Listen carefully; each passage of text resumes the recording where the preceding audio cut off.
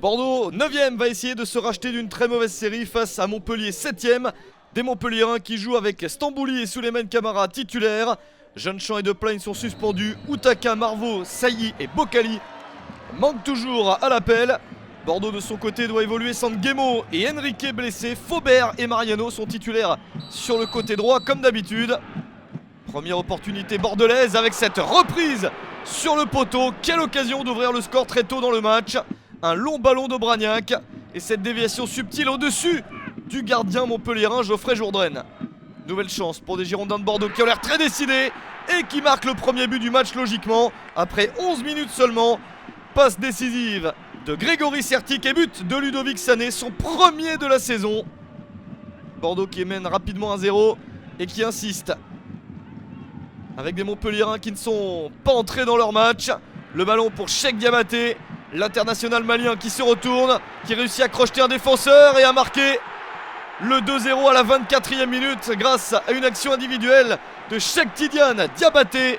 Il marque son 4e but de la saison en se débrouillant tout seul dans la défense montpelliéraine. Le champion de France est en perte de vitesse ces derniers temps. Une victoire sur les 4 derniers matchs seulement et René Girard a de quoi être inquiet, même si son équipe se procure tout de même ce coup franc. Mais ça ne donne rien et la contre-attaque emmenée par les Girondins de Bordeaux.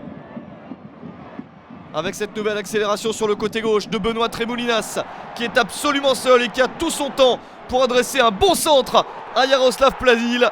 3-0 à la 26e minute. C'est parti pour un gros carton dans cette soirée. Des Bordelais qui n'ont plus joué comme ça depuis de longues semaines.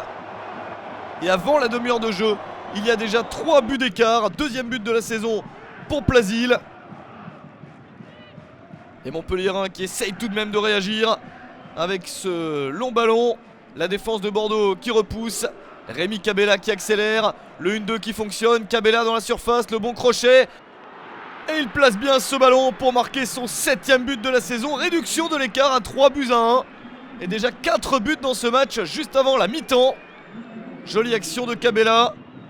Et encore un petit espoir pour Montpellier qui insiste dans cette toute fin de première période.